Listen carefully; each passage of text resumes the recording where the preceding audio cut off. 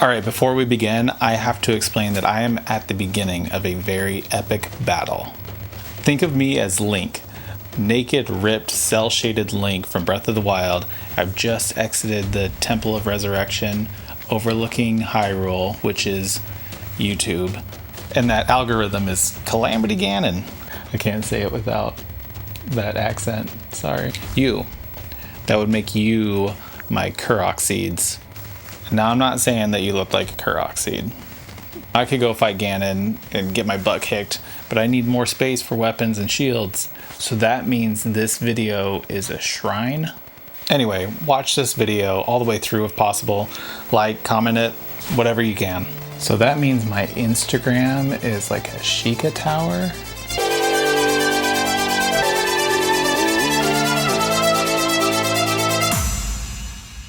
Now, my son Fox had been wanting a Tendo Switch for months leading up to Christmas 2019. Can you say what your name is? Gilly Fox 15.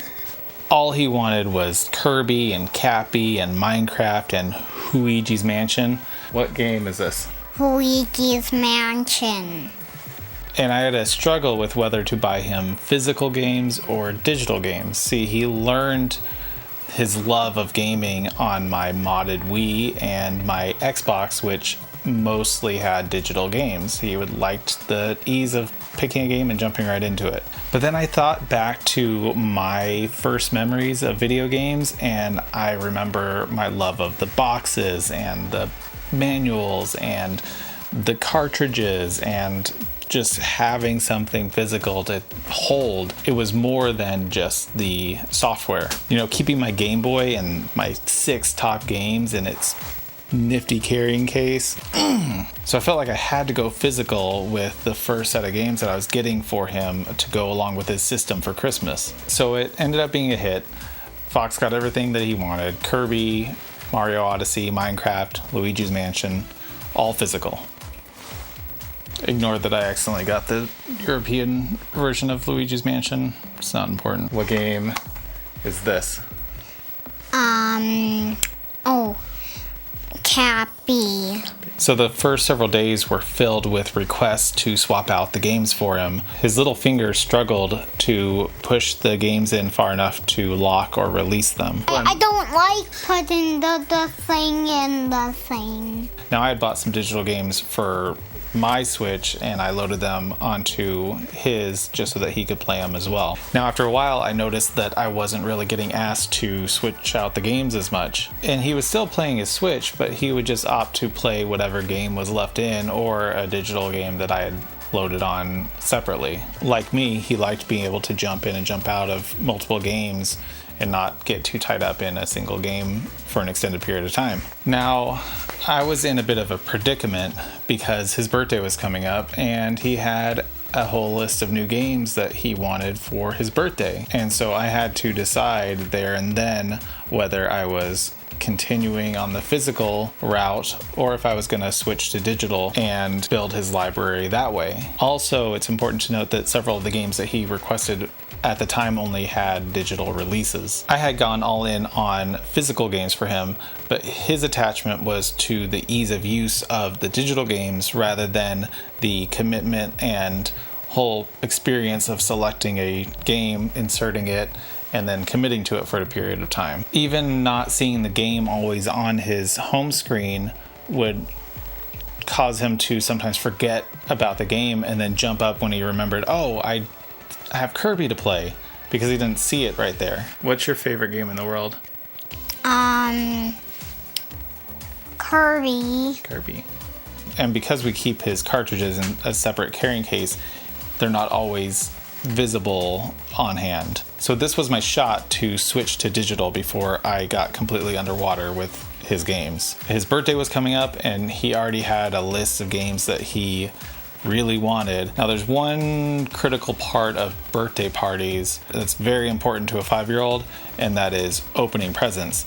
And digital games aren't the easiest way to tangibly gift to someone without it being pretty lackluster. So since several of his gifts for his birthday were going to be these digital games, I had to figure out a way that didn't detract from his gift opening experience for his birthday party, which was Minecraft themed, by the way. So I started looking for blank Switch cases, which was surprisingly harder than it felt it should have been. Luckily, Nintendo sells blank cases. They're $6.99 for a pack of 5. Although, fair warning, they appear to have disappeared from the Nintendo site since I bought them. Luckily, there's several other places to find these blank Switch cases. I linked down in the description below an Amazon listing, but if you just do a Google search, you can find several places that have them either in singles or sets of 5 or sets of 10. Now, next I started searching for artwork for the games and cover art. And here was a little tough as well, especially since some of the games were digital only releases. Official cover art didn't exist for some of the games. Now, there were several that I was able to find just by Googling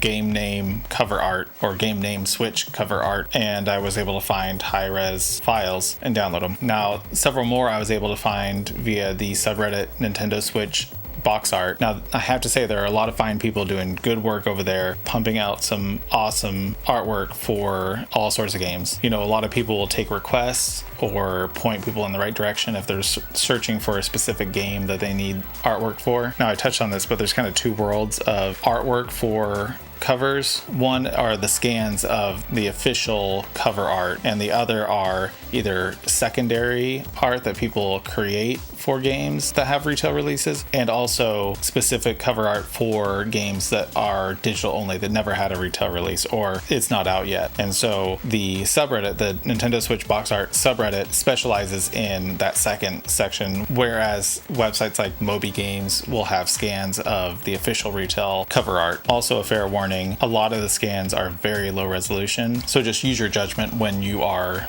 selecting your files and make sure that they're high res. Sometimes I had to find bits and pieces from different scans and kind of piece them back together in Photoshop, which also brings me back to that subreddit. A Reddit user by the name of Hopper2004 created an amazing Nintendo Switch box art template Photoshop file, a PSD file that has all editable elements of official Switch cover art, including the Switch logo, the spine, even like editable regions for the ratings and other like legal sections. I have that linked in the description below for you to use. So if I was missing pieces of a cover, I could easily find parts from other files and drop it in to this new template. Even sometimes I could just recreate using screenshots of the game, create my own back cover if something didn't exist at all. Now, once I got all my covers together for the games, I just printed them out on a really cheap inkjet printer using glossy paper and trimmed them out, and they came out way better than I ever could have imagined. Now, can you tell which one is real and which one is fake? This one's real. It's really hard to tell, except for this one. Now, are they perfect? No, but they're pretty darn close. My 5-year-old cannot tell the difference. So some things to note: I don't always have the right ratings because I got lazy, it didn't matter. I don't always have the right publisher, and I don't always have the right information down here. Also, I didn't print the insides. So from the outside, they look great. When you inspect it further, you'll find there's parts missing, which is fine for a 5-year-old's birthday of a $7 game. And I didn't always have the patience to make it 100% perfect. But did my 5-year-old care when he was tearing open these games for his birthday? Not at all. You got me this game, right? That was for your birthday.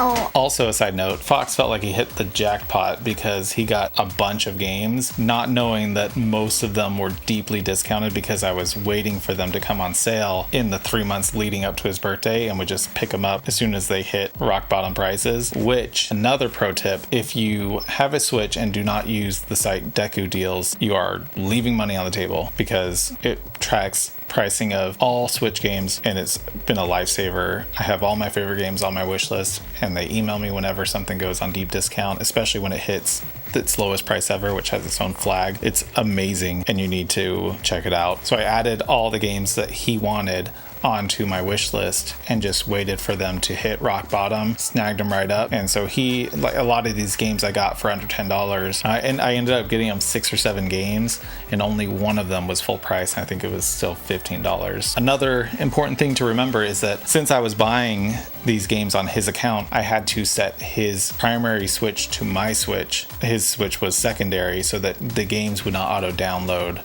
to his Switch, thus ruining the surprise. And so I trained him to never go into the eShop, which was punishable by death. So before his party, I confiscated his Switch and downloaded all the games. And then his birthday party went off without a hitch. He was absolutely thrilled, opened up all his games just like normal, was thrilled. And I told him that the games were already on his Switch, which he was just over the moon about. Coolest thing ever. You know, his digital games get tons of play and he still has his 5 or 6 physical games to pull out whenever he wants to play those. And now for the future, I still have an ongoing Deku Deals wish list, and since I bought extra blank cases, I am ready to go whenever the next event comes up that I need to gift some Switch games. What game do you want next? Is there Roblox On the Switch? Mm-hmm. No. I do feel like it's a pretty neat little system that I've built up. The gifts that I'm giving to him, while they're just video games, they feel a little bit more personal because I'm adding that extra little effort to create the cover art for him. And I feel like it just adds a little personality to an otherwise impersonal type of gift. Now, in case you haven't noticed, I prefer digital games as well. And I know it's weird with a lot of retro systems and everything, but I like physical for, you know, more retro consoles, but I still like my modern games to be digital. So how do you gift games? Do you only do physical? Do you do eShop gift cards? Or do you do what I do and print out custom cover art for your 5-year-old? If so, we should probably be friends because I think we're the only 2 people on this earth that do that. As always, please like, subscribe, comment, do what you can. I am fighting the good fight to get more views on these videos. I know I'm still just getting started, but I'd really appreciate your support. You know, your actions on these videos do way more because I don't have the hundreds of thousands of views that other people get. So you liking, you commenting, you watching the video all the way through makes a huge difference while I'm just getting started. So you can affect my potential success more than you even know. Oh, I think I want to go to bed now. Okay. All right. Love you. Love you. Thank you.